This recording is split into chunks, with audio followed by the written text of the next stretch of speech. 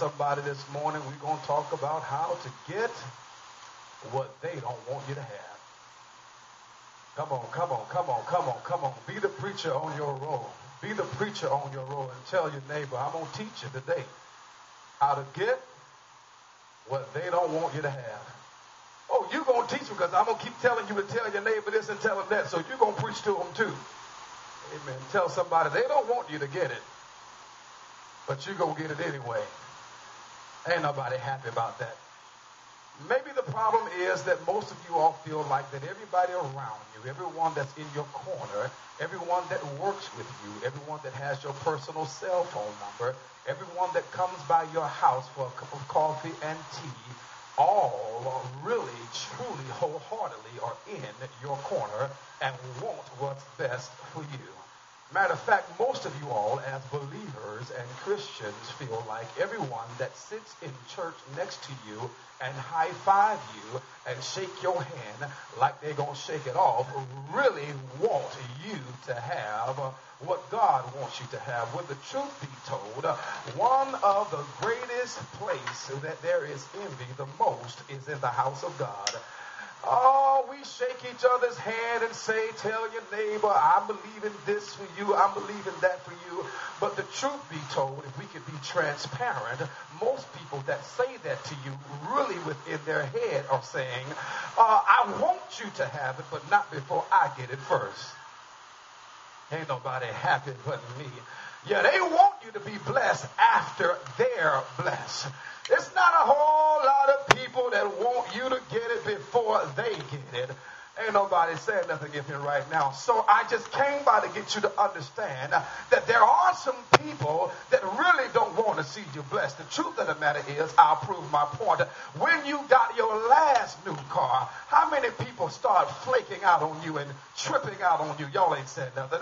Come here, single ladies. The last time you had a boyfriend, how many of your girls start tripping out when you started spending time with your man? They said they wanted you to get a man, but they wanted to get one before you got one, because as long as both of y'all got a man, everybody happy. Come here, Jay-Z. Come here, R. Kelly, the best of both worlds. I believe it was the first album. They had a little song that said, we ain't got no issues.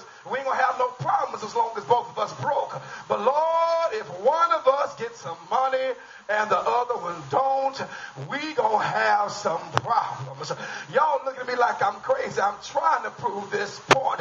Truth be told, when you were in the apartment, they came by your house, y'all hung out, y'all went and got a 6-pack of Coca-Cola together, y'all went and got a 2-piece of chicken snack together, you had one piece, they had a piece, you cut the biscuit in half, you got the honey and put it on the biscuit, and everybody was happy. But as soon as you moved into your new 5,000 square foot house, you can't get nobody to come by and see you no more. Matter of fact, all they doing is talking about you, this, that, and the other. And I just came by to tell you it's okay when they talk about you. It's okay when they don't want you to get it. You just got to make up in your mind that no matter what people say, do, or think, I'm still going to go after bigger. I'm still going to go after better. I'm still going to go after greater. My family can trip out on me. Call me bougie. Say I'm uppity. Say I think I'm all that. No, actually, I think I'm the same dirt that I came from, that God molded. The only thing that makes me different is I'm crazy enough in the faith to keep going after what God told me He wanted me to have. Is there anybody in here other than me that says, I know I ain't about a whole bunch of nothing. The only thing I really got going for me is my faith and obedience to God's will for my life. And everything good that's happening to me is happening to me because it's God's will for my life. Now, me being blessed, if that bothers you, you ain't the person I need to be around anyway. If my dreams are too big for your little feet on mine, I'm sorry that I see bigger and I desire better. But tell somebody, I'm going to get what they don't want me to have anyway. Oh, they don't want me to start my own business. They want me to keep punching the clock. Y'all ain't saying nothing up in here. They don't want me to move into a bigger house. They want me to stay right in a little ranch. But tell somebody I desire more.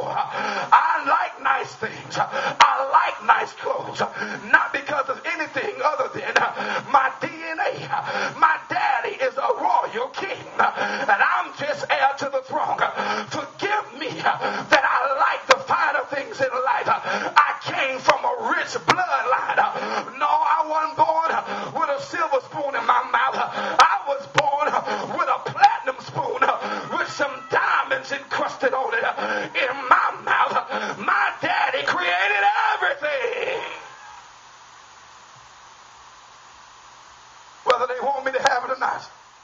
Tell somebody I'm going after it. We look at this text. Very interesting, Chris. It's very interesting. If we're going to get what they don't want us to have, there are some things that we must first do by way of initial observation for consideration. The first thing is we must always recognize our prehistoric potential. We must always recognize our prehistoric potential. Some of us in the current situations of our lives look at our current situation and sum up if we gonna get what God wants us to have or not based upon our current potential. But when I look at this text, blind Bartimaeus recognized his prehistoric potential.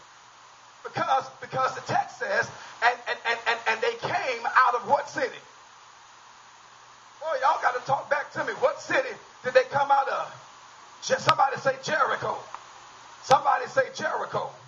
Somebody say Jericho. Here is the prehistoric potential. Jericho was the same place that Joshua sent the spies to go spy out. Remember Sister Rahab, who ran to the local whorehouse, said to the men of God, I know your God is getting ready to destroy this place.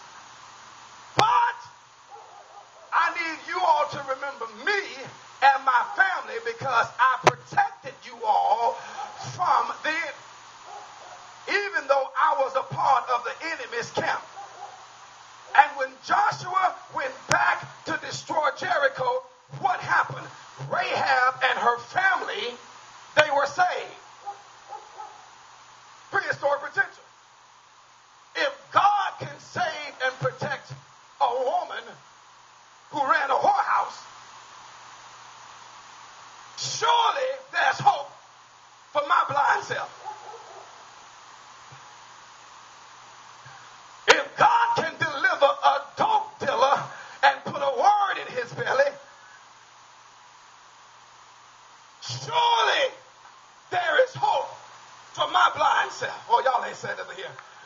If God can save a prostitute, clean her up, y'all ain't saying nothing, and make her a missionary, surely God can do something